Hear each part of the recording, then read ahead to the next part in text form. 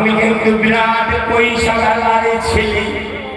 আমায় ছোট বড় ঘরে সন্তান মনে করে না গো।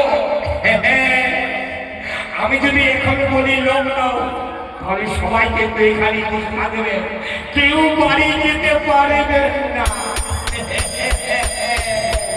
তাই বলি তোমরা যদি শুনতে যাও আমার বাবার পরিচয়, আমার মায়ের পরিচয়, আমার পরিচয়, সকালে একবার আমি এটাই করবো, হরি বল বলবো, আর সবাই হাত তুলবে।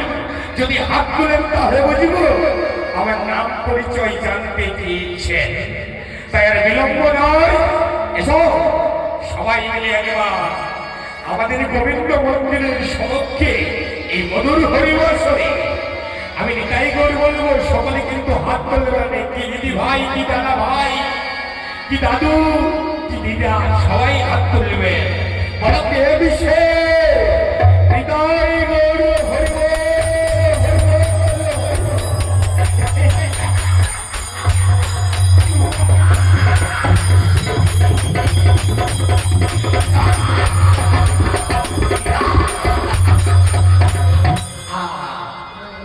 বুঝতে পেরেছি সবাই আমার নাম শুনতে চেয়েছে।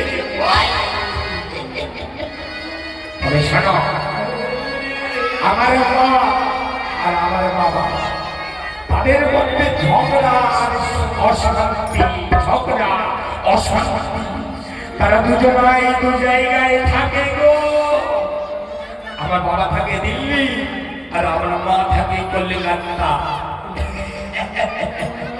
এবার আমার বাবা আর মায়ের মধ্যে এবার তোমরা দ্বন্দ্ব লাগিয়ে দিয়েছ বেশি করে। তাই বলি শোনো, আমার বাবার নাম সবাই জানো, কিন্তু আমার মুখ থেকে শুনতে চেয়েছো। আমি বুঝতে পেরেছি এই হরিবর্ষে যে তোমরা হাত তুলেছ, আমার মুখ থেকে শুনতে চেয়েছো। তবে শোনো, আমার বাবা যে দিল্লি থাকে, সবাই আমার বাবাকে বলে নরেন্দ্র মোদী। কি গো শুনলে আমার বাবার নাম? আমার বাবার নাম নরেন্দ্র মোদী। আর আমার মা যে কলকাতায় থাকে, আমার বাবার সঙ্গে ঝগড়া করি।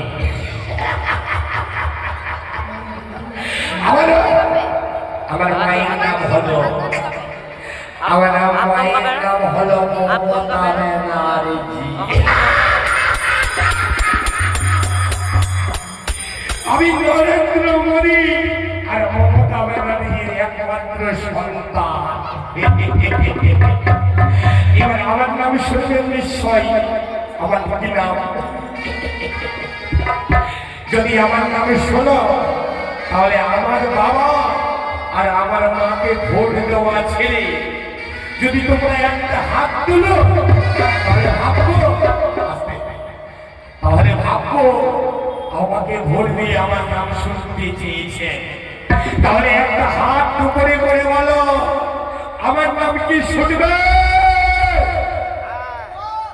হাত তুলো, হাত তুলে বলো, কি গো আমার নাম শুনবে?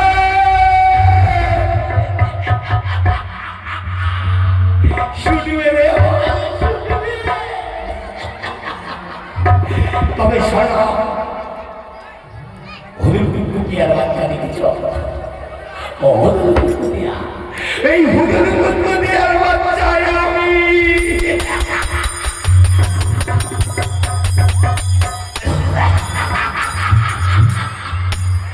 আমার নাম হলো হরিকুটিয়ার বাচ্চা। যাবে